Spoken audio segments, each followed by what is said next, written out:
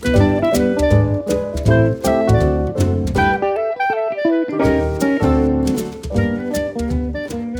was an auction last night at Bonhams, and the star of the sale was Diane Keaton's script for Annie Hall. Estimate, as you know, was $2,000 to $3,000. Okay. Can I just butt in? I know this, and it has no reserve because I was excited about it. Yeah, you thought you were going to buy it. I might bid above the estimate. Yeah. So we were texting, and you said you didn't think you would get it because you thought it was going to sell for $50,000. Now, this was when the sale was already underway and prices were high. 2 boxes with craft supplies, $3,500. Yeah. My favorite one is there's this, here we go, a curated industrial metal storage drawer, cabinet of collage materials, books and curiosities, sells for $7,000. It's just somebody's crafts drawer. I like the tie, though, because the tie, the estimate I think was like $400 to $800 maybe. Yeah. And it's sold for $4,000. But that tie, for Diane Keaton, the tie was such a characteristic look for her. So that's a great thing to buy for. I mean, I know $4,000 is a lot of money to spend for a tie, but think about what people spend on like purses and stuff. But doesn't it occur to you, didn't she have a lot of ties? Like, are we going to see a Diane Keaton tie come up every month now? Well, this is the tie that's sold at this sale. It now has this provenance. And yes, it's a lot of money, but I think, it's kind of cool. So anyway, we're texting during the sale, and you say, you text me and you say, I don't think I'm going to get this. It's going to go for $50,000. Well, let's just give a little background. I did a bit of research on this, and I thought it was super cool. Her copy of the Annie Hall script. Wow. So I was emailing Bonhams beforehand. I said, does I have any of her notes? Did she sign it? And they're like, well, not really. And they showed me a couple like squiggles and like a one word written, and I couldn't tell if it was in her hand. So the provenance, once it's disassociated from this sale, years down the line, the provenance is exclusively the fact that it was purchased at this sale. Well, yes, and what you want to retain with this later on is the stub, the lot number from Bonhams. Yes. The little stub that you'll get. Okay, so you were thinking maybe you buy this, mark it up a little bit, and sell it to somebody. I was thinking maybe hold it for a bit because it's too close to the sale right now. Yeah, Here's my entire thought process. This is the one literary rare book item in the sale. Yeah, you're going to have people here buying the dresses, buying the glasses, buying all this stuff, and this could slip by. It's the best time to buy a book or a manuscript is when it's mixed into a sale with no other books and manuscripts, so maybe it'll slip by. And then, what is the provenance worth? I'm thinking if $1,000 is a normal one, $10,000, maybe $12,000 if you're being bold. Yeah. And so you said you thought it was going to sell for $50,000, and I said I thought it was going to sell for $100,000.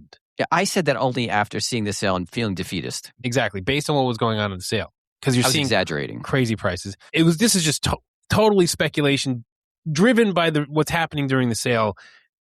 I mean, say before the bidding on any lots in the sale, there's no way you'd think it's going to sell for $100,000 or $50,000. Well, anyway, it sold for $394,000 with the commission. I can't even comprehend that.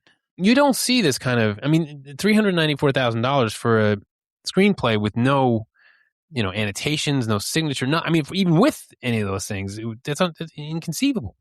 There was applause every time it hit a new benchmark, 50,000, 75,000. Well, the bidding slowed at like 40,000, and I was thinking, oh, Michael's going to be right. Yeah, I thought you were going to hate that, right? I would, but then I was doing the calculations. I was like 40,000 plus the commission. He's not, he kind of undershot. It seemed to be stopping, like in the 40s. She even accepted a half bid in the 40s. Yes, that's right, she did. The auctioneer. Yep, and then it just zoomed and zoomed. And then once it got over $100,000, the increments were higher. So it was like now they're bidding in $10,000 increments. So it goes 100 to 110 to 120. And then I think it jumped to $20,000 increments above 200,000. I don't know. But in any case, it made $394,000. And so at the end of it, you're thinking like, is that price real? I know. Okay, but it just is funny, I thought, during the sale.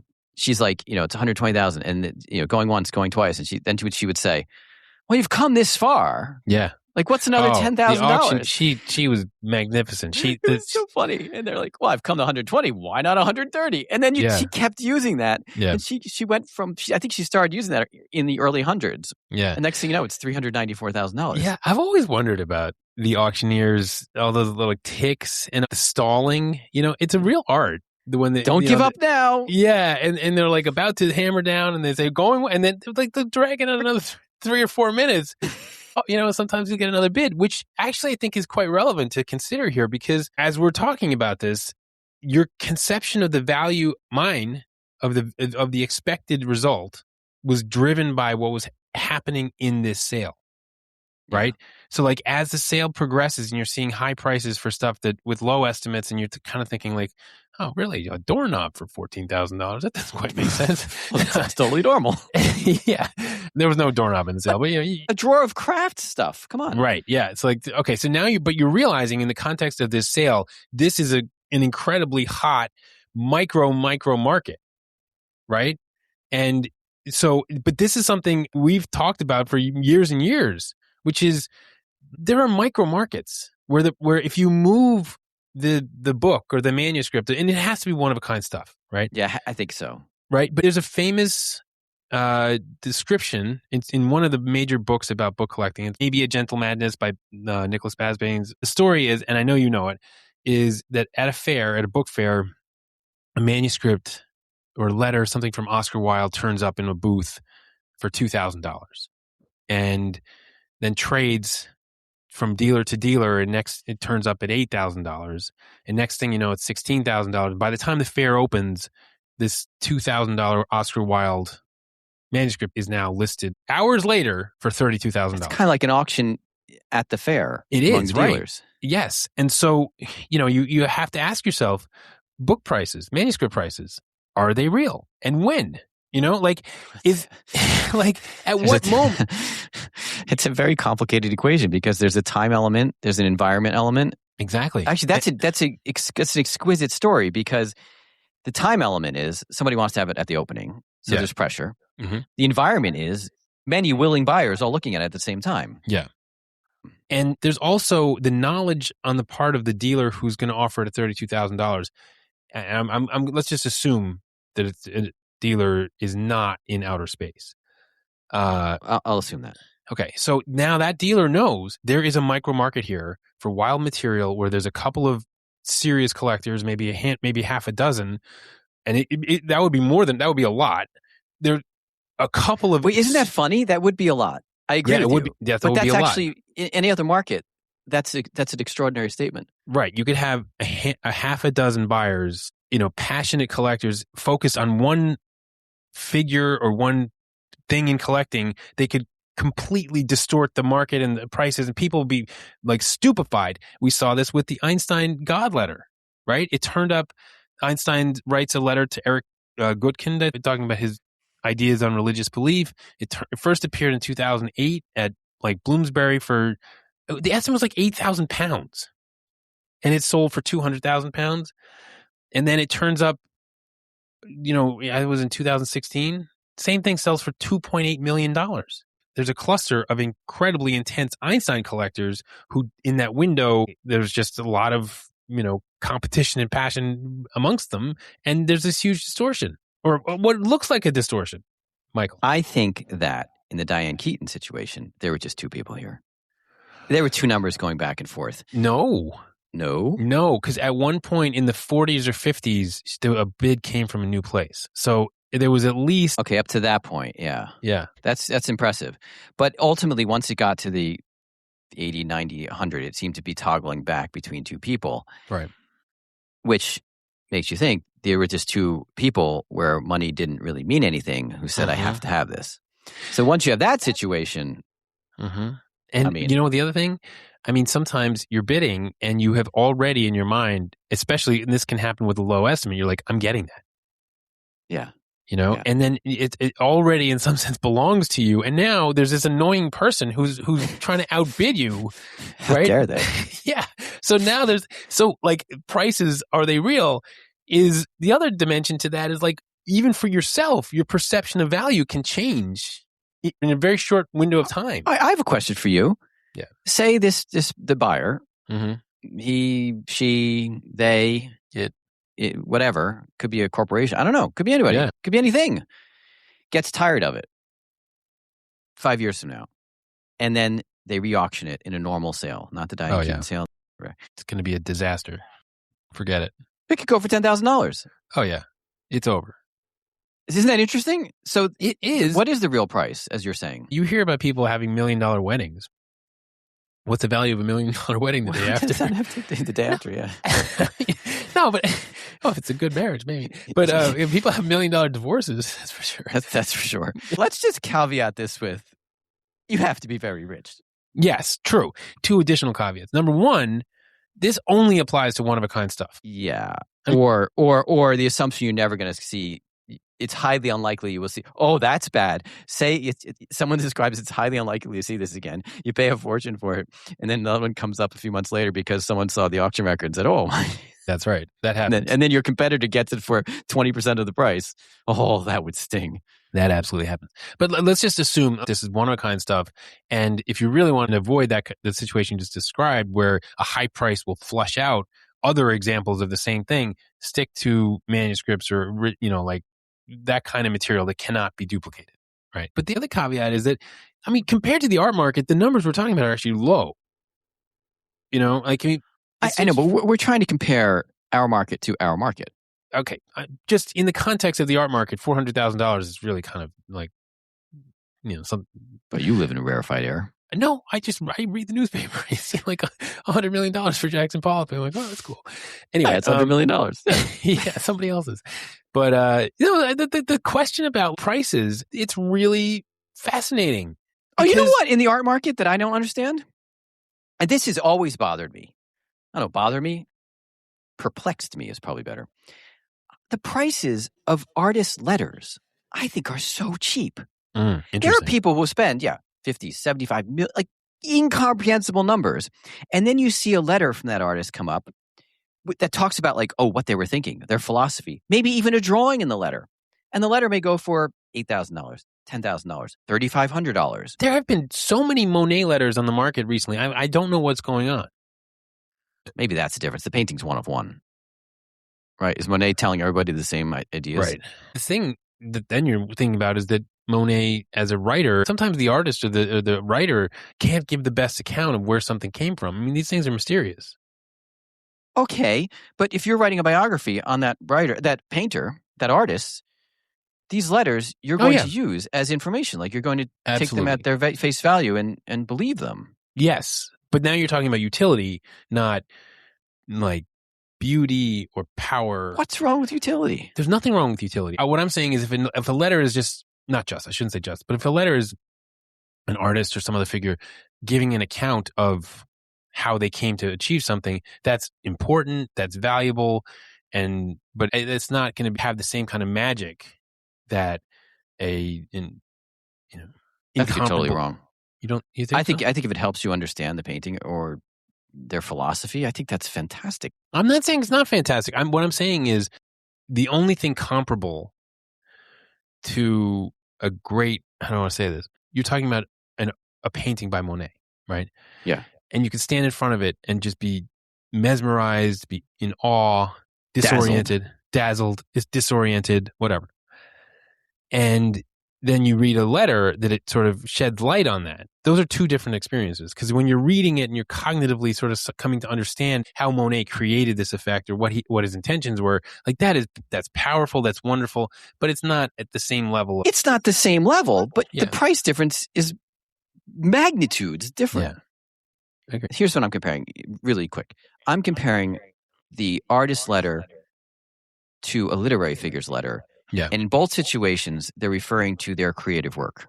Yes. Why is it different if one is a visual work than a written work? Because I think writers' letters go for a lot more. Oh, you're saying, yeah.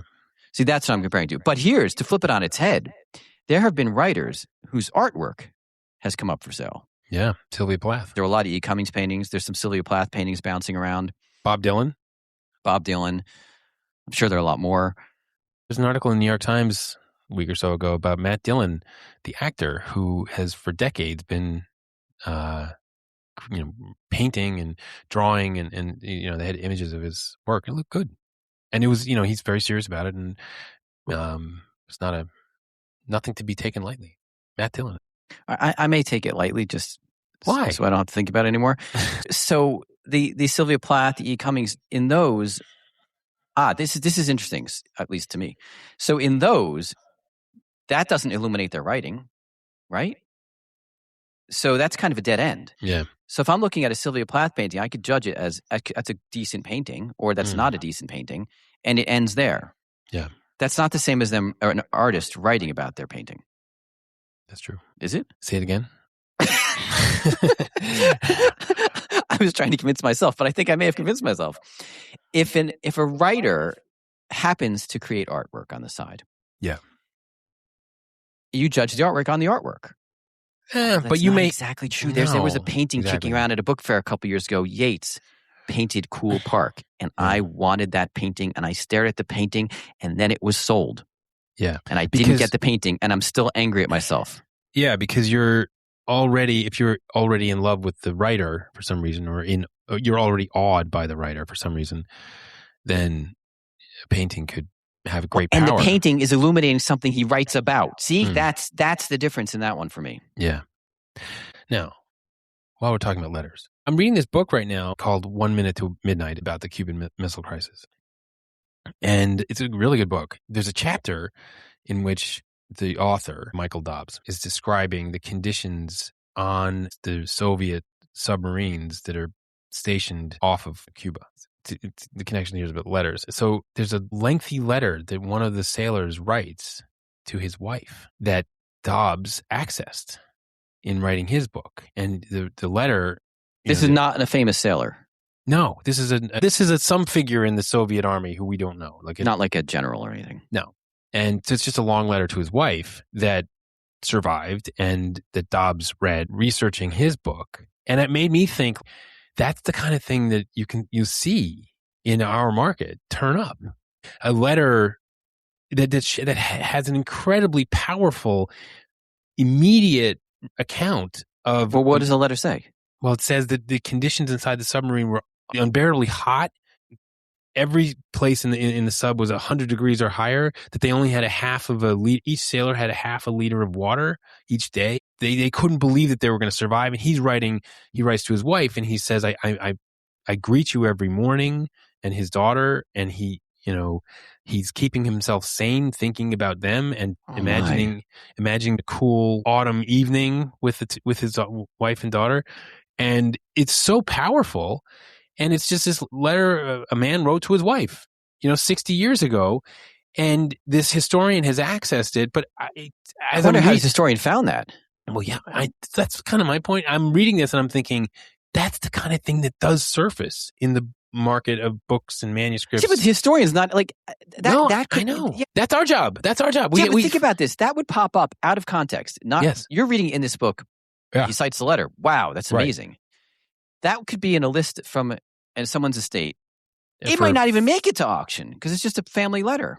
But if it does, it would go for what, $100? $50 to $100 is the estimate, and it sells for $65 and ends up somehow in an institutional collection. And then Michael Dobbs comes along and reads it, and he says, I know just what I'm going to do with this letter. As I'm reading the book, I'm reading the details that are recounted in the letter that inform Dobbs' account of the submarine conditions. And it's really miserable. I mean, sleeping basically on top of each other, and it's just crazy. But he's getting all this from a letter that this one anonymous person wrote to his wife 65 years ago. And, it's so powerful and it's so important, because you're like, this is what it was like to be on those submarines in 1962. And all I can think is like, we see that kind of stuff turn up in the market that comes through, and you don't know what it is. You have to really stop and think about it. You do. And it takes a lot of imagination. It takes a lot of empathy, and it's hard to do. And then you don't even know, like, will anybody make any use of this? Will a scholar someday come along, or a journalist, and make something of it? But if you're responsive to the human story that is reflected in these manuscripts, you have a chance. You have a chance of helping carry this document, this material forward. So that responsive to the human story. Yeah. That's beautiful. Well, and I mean, the thing is, it's some of the best material you see is from anonymous sources. And that is completely unlike the art market, I think. I actually think it's unlike most of the book market. You see, what's going to get the top paragraph in an auction sale? It's Abraham Lincoln. It's whatever. It's the big names. Totally. Of course, that makes sense. Yeah. And if I'm scanning, if I have no time and I'm just scanning lots at an auction, I'm looking for big names. Yeah. It takes patience. And what did you say? The understanding of the I don't know. You said something good. I don't know. Just responsiveness to like the That's human. it. Responsiveness. Yeah, responsiveness. But you also have to have patience for that responsiveness. And you almost have to, it's difficult without context. The letter coming up at Doyle. This has haunted me. A 15-year-old boy writes about running away from home during the Civil War. I think he lied about his age, right? He didn't. He died like a year and a half later after writing this letter. The headline: an evocative letter written by a 15-year-old boy to his father about running away from home during the Civil War. I mean, right there. This letter, it was. I don't know how to react to it. He's 15, and he becomes a drafty substitute. So he takes the place of someone who was drafted. Yeah. At 15. Yeah, and he didn't make it. And he didn't make it, which is... We had to march 17 miles, but we had nothing but our guns and canteens. It rained all day, hard. The mud was 3 and 4 inches deep. We went to see a man shot that had deserted 7 times. Can we just say he ran away from home and he's writing this letter to his father? Yeah. I know. And anyway, this is the kind of stuff that turns up in the market. Estimate is $300 to $500. Yeah. Cuban Missile Crisis letter. In the book, it's described as like he's sweating so much that the ink is blurred. So see, that's another important thing about primary sources. Yes, yeah. So the physicality is right there in front of you, and you're like, wow, this poor Russian sailor is sweating like a pig. And he's trying to write a letter to his wife, and he's trying to stay sane, and you can see the sweat. You know what's amazing? That letter actually survived too. That got to her, or he maybe never got to her. Maybe he never sent it. Maybe he just keeps it on his person, and he survives. All these things are just the underwater letter post wasn't very good at the time. Yeah, no. Anyway, how do you value this stuff? I don't know, but it seems hundreds of dollars is too cheap. It does. And back to the Diane Keaton copy of the Annie Hall screenplay. I mean, $394,000. That seems too expensive. Oh, yes, it does. But the 2 people had to have it. And one ended up with it. Now, I bet the underbidder went to bed thinking, whew. I was just thinking that. I was just thinking that. Like, I'm glad I bowed out. That's always when I know I've hit a limit. When you go one more and then you're thinking, oh no, I hope they go one up because I don't want it at this price. I don't want it anymore. Yeah. You get this feeling like, oh, please. And then they bid. You're like, oh, thank goodness. Yeah, it's true. Okay, so we were talking about that book fair scenario where the Oscar Wilde piece appears at 2,000 when the fair setup is beginning. And then before the fair opens, at the end of setup, but before the opening of the fair, it's now offered by a different dealer, having traded hands multiple times, in the pre-fair setup at $32,000. Yeah, so price is a complicated equation involving time, space, and audience. Well, that's exactly right, because I'm thinking about the Diane Keaton sale and the Annie Hall screenplay. And in fact, you could have owned it there for a brief moment if you had thrown a bid in and say, because I did throw a bid in. Okay, so I did own it for 6 or 7 seconds. See, that's what's interesting. In this compressed time horizon, you owned it, and then somebody took it from you with a higher bid. Because these bids are contracts; they're binding contracts. So you had a contract to own that thing. That's a good point. So you did buy it. You just there you go. Right? I bought it. And but what's interesting about this is that it in the sale itself, as it unfolded, it traded hands. There were 3 bidders at least up to the $40,000 or $50,000 range, right? Oh, I think they're more than that. No. Oh, you think so? I thought we. Well, I was one of them at the. No, up to 50,000. No, I was at the very low end. Yeah. No, yeah, I'm saying that when it got to the $50,000 range, forget it. Yeah, I'm sorry. That's when I saw a new bidder come in, and then it went, to $394,000. I agree with you. Okay, so there were 3 bidders up to 50,000 ish. All right. Okay. Yes. Okay. So now this Oscar Wilde anecdote is a focal point for this book, for book collectors. And the jump was from 2,000 to 32,000. Now the estimate for the Diane Keaton screenplay was 2,000 to 3,000. That's why I got my hopes up. Yes. And that jumped to 50,000. That was one threshold. And then there were 3 buyers there at 50,000. Yeah. And then one of them dropped out. And then it continued on to $394,000. So what would the anecdote about this sale be if this unfolded not in an auction room, but in a book fair environment where the Diane Keaton screenplay, let's say it turns up for $3,000 in somebody's booth, and it trades hands back and forth between 2 or 3 dealers, and then one guy or woman ends up at the opening of the fair has got the thing sitting there at $394,000, and they're willing to give you a 10% discount, if you're a good customer. Well, I know if I had it in a booth at $394,000, I would be laughed out of the room. Well, it's absurd. Like you have a responsibility as a bookseller, and I'd be violating that responsibility because that's this insane. is not about you, though. I think this is about wait, but it's not insane because someone clearly would spend that. That exactly. But I would feel embarrassed, ashamed. I'd feel ashamed. Yeah, but so if somebody put it in at $350,000, right? We'd all be talking about it at the fair. Like, look at that crazy book dealer. So somebody puts it up at the fair. They've got $350,000 on it, right? And let's say somehow they're omniscient and they have a completely clear picture of the market. And somehow, whether it's through espionage or something like that, supernatural powers, they know that there's someone out there who will pay $394,000. They're just waiting for that person to walk in the booth and say, "Here it is. I'm glad to write this check. This is going to be the centerpiece of my collection." Yeah, the whole community is laughing at this person with the $350,000 copy of Diane Keaton's Annie Hall. But, that dealer would know that we're, postulating omniscience. And the person didn't buy it under duress. No. They bought it because they wanted it. They bought it because they wanted it, yeah. Anyway, to go back to the Oscar Wilde anecdote, we were saying that there's a time factor and a location factor that in this compressed moment. And so, if for the Diane Keaton screenplay, in that compressed moment, it changed hands a bunch of times at a bunch of different price thresholds. And the real question is, which one is the real price? And I don't think there's an answer. I don't think there's a real price. It's a complicated equation with time. There's a lot of heavy calculus that needs to be used here. Well, also because we were talking about the fact that there are these micro markets, right? So in the sale at Bonhams, there was a micro market and it got really, really hot. And does that market still exist today? I don't think so. I think probably a few people cooled off. They woke up, as we were saying, like, feeling pretty glad that they didn't buy it. And likewise, what was driving that micro market was probably more emotion than anything else, right? But emotion, competitive emotion, even. Right. And so we were talking about in micro markets, a couple of collectors could, distort a market and create price levels that make no sense, anywhere else. And what could be driving that? Just pure emotion.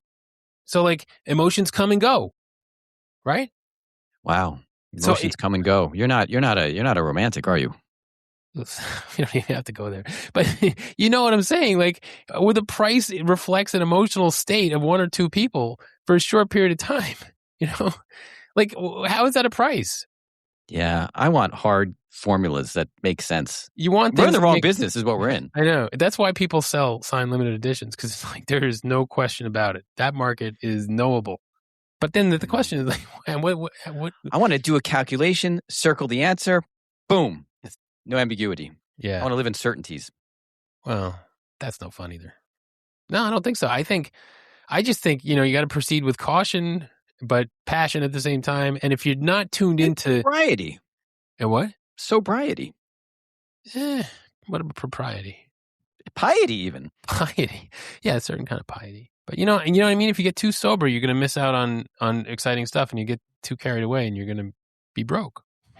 That's very well put. Yeah. And true. So that's it. There's another sale coming up next month. Also Bonhams. Oh, I didn't even know that. Yeah, some low estimates. There you go. For letters from major figures in Hollywood. Letters from Jack Nicholson to Diane Keaton, and from Meryl Streep to Diane Keaton, and the great Steve Martin to Diane Keaton, and Francis Ford Coppola. Now that's a big one because Coppola letters are rare, and they make good prices. And so Coppola writing to Diane Keaton is pretty cool because, we're gonna have to watch and see what happens. Yeah, but the estimates are like $200 to $300. So we Oh, might $200 to $300. There you go. So we might be right back in the same situation in a month, having then confirmed that the market for Diane Keaton material is just incredibly hot, and all these letters, one of these lots sells for $100,000 or more, and then we will have a very or not, and then you'll be equally confused because prices aren't real. I've got a different form of the $1 Million Wedding. Oh, tell me. So I have this friend who's a stamp collector, and I know nothing about stamps, but I'm listening to him tell this story. And he's what story? The story you're about to tell. The story I'm about to tell. Okay. He's a big time stamp collector, and he realizes that a certain type of stamp, I don't remember what it was, and I wouldn't know if he told me. You need to tell me. This certain type of stamp kept getting higher and higher prices at auction, and then he found out that there was literally one other person in the world who's collecting the same thing he was.